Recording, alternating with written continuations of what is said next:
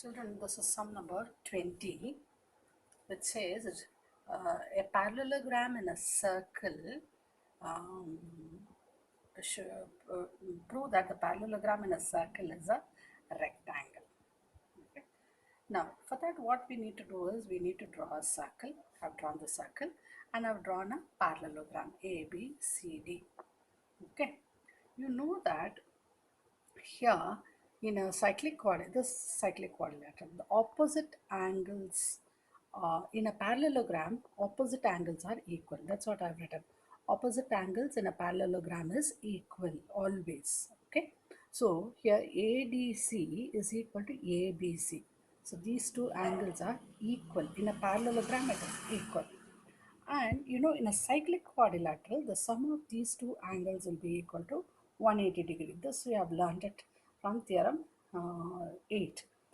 In a cyclic quadrilateral, sum of the opposite angles is equal to 180 degree. So angle ADC plus angle ABC is equal to 180 degree. Sum of the opposite angles of a cyclic quadrilateral is supplementary. Now what we are going to do, since these two are equal, I am going to substitute for ADC, I am going to substitute angle ABC.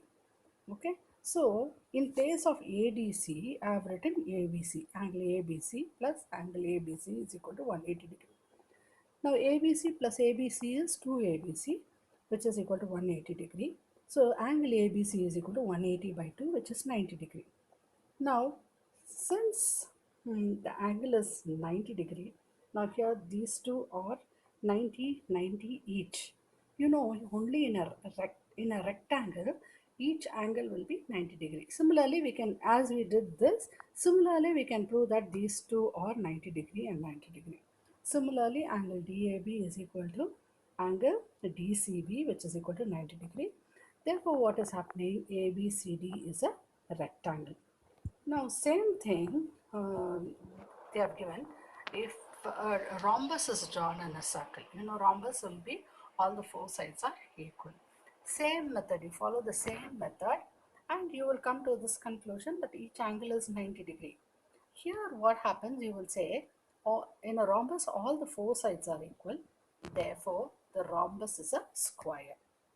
That you will try it. Same thing, but only thing that you will say is, since all the four sides are equal, a rhombus drawn in a circle is a square. That will be the last statement. Everything else will be the same. Understood? This is sum number 20. Now what is sum number 21? Now this is the circle they have given and they have drawn an isosceles triangle. They are saying AB is equal to AC. AB is equal to AC. Okay. In an isosceles triangle, the base angles will be equal. Angle B will be equal to angle C. So here AB is equal to AC, angle B is equal to angle C, base angles of an isosceles triangle. Now we have to prove that DE BCED or DECB is a isosceles trapezium. What do you mean by isosceles trapezium? Any two sides will be equal. Now here we need to prove that BD and CE are equal. We need to do that. For that, what we will do is we'll take DECB. Now here this angle, angle B, and this angle here are opposite angles, is it? That's all. Now the sum of these two opposite angle will be 180 degree. Angle B plus angle DEC will be 180 degree. Now we know that angle B is equal to angle C. Okay. So in place of angle B, I have substituted angle C. Angle C plus DEC. So this C plus DEC is equal to 180 degree. Now here if you see, this is angle C and this is DEC. Now this two will be, this two, if it is 180 degree, these two are allied angles. When it is allied angle, when DE is parallel to BC and EC is a transversal. Okay. So that means these two are allied angle. So we have proved that DE is parallel to BC and EC is a transversal. Next, what we will do is we'll move to this triangle ADE. Okay. Now in triangle ADE, now since we have already spoken, AB is equal to AC. So that means AD also will be equal to AE. So AD is equal to AE. Now how we get AD? AB minus AD. Okay.